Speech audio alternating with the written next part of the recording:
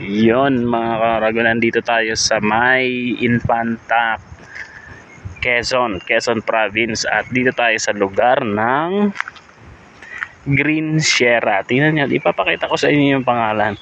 Dito muna tayo sa labas. Ganito kalawak ang venue nila.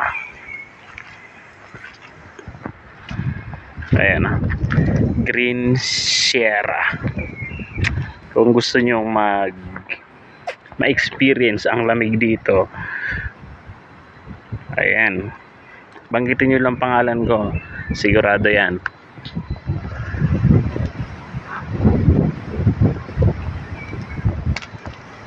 Kita nyo, ayan lang yung kasamahan ko, ayan lang, pero malabo na. Ay lalo yung nanto kung hindi nakailaw yun. Kung hindi nakailaw yan, nako, hindi mo na makikita.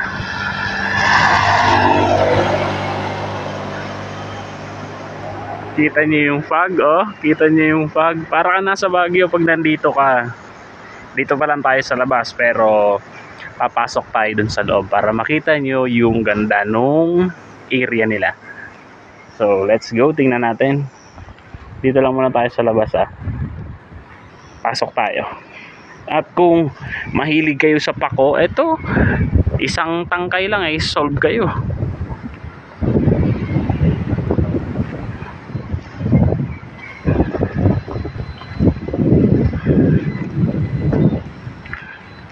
Pasok na tayo. Pasok. May gate doon, kaya lang maaga pa kasi, kaya nakalock. Dito tayo sa gate ng parking.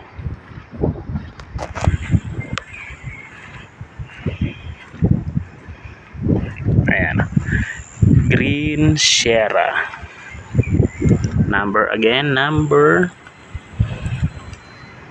Pwede nyong kontakin yan. Nagbibigay sila ng discount. Dun sa original price nila. Kayo na lang makipag-transaction kung gusto nyo. Eto, pagpasok mo pa lang sa parking, merong parking kahit ilang sasakyan yung dala nyo, kasya. Merong waiting area. At ito yung tutuluyan mo. Ikot muna tayo dito sa labas, ha. Ikot muna tayo bago tayo pumasok sa pinaka main event dyan sa bahay. Ito, waiting area. Tambayan, pwedeng inuman, pwedeng kainan. Pwede kung ano yung gusto mo.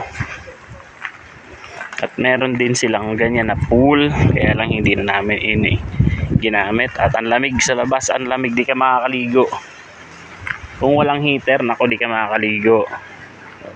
Sa gabi, ito may mga pailaw to. At pwede kayong mag-bonfire dito. Pwede kayong mag-bonfire sa gabi kung hindi kagabi kasi humamog, kaya hindi kami nakapag-bonfire. At meron din ditong trekking na tinatawag, kumbaga. Meron dito pababa. I-upload ko, binidyohan ko na, bumaba na kami doon, parang napakalalim. Doon sa pinakababa doon.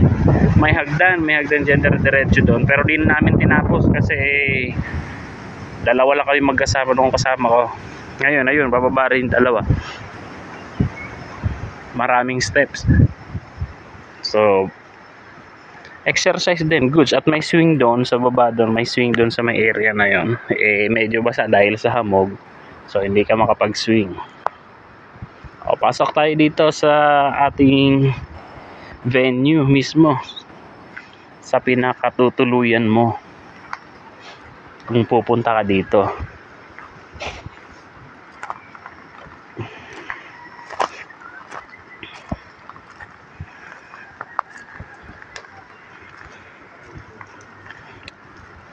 Glass yan, glass lahat yung paligid nitong dito. Isang kwarto lang pero maraming higaan dito sa labas. Tingnan natin, ha.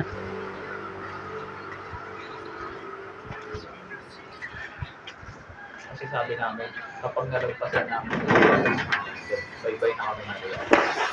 Kaya namin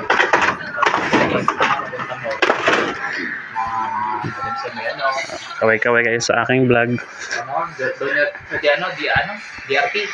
DRT. Tapos kakayanin, babaiti, pang-matinan.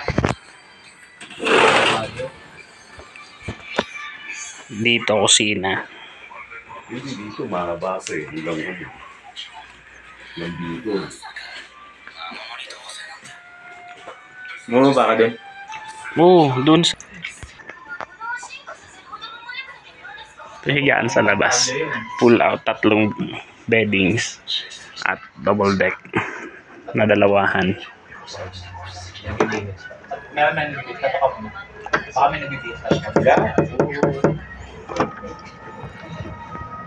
Yeah. Wala, tinignan ko lang. Ilan bang kwarto dyan? 2? Isa lang. 2 higaan. Oo, in dalawa. For the girls only.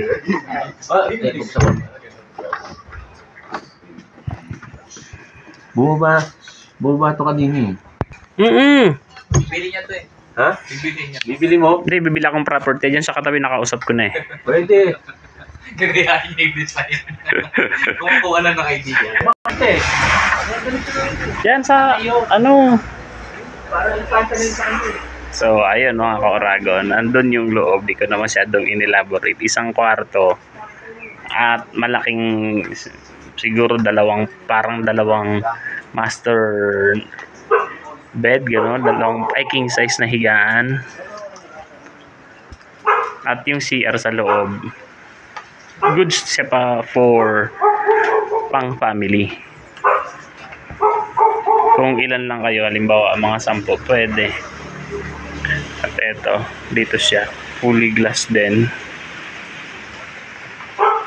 Tapos may CR din doon sa may labas, dito sa likod kadadaan. Then may CR doon. Yung mga nagiinom-inom dito sa labas, pwede doon. At ang pinaka naka-attract din sa mga kasama ko ay itong jacuzzi. Meron silang jacuzzi. Ano to? Pwede itong iniinit nila yan. May warmer yan pag maliligo ka. Kaya kapag maliligo ka dito, sasabihin mo 30 minutes before para medyo maligamgam yung tubig. Kasi di ka makakaligo dito kung yung running water. Naku, ang lamig. Ang lamig ng hangin. Parang iniihipan dito. Ayan. So, ayan lang. Ayan lang ang ating vlog for today's video. Inikot lang natin. So, that's all. Thank you and paalam.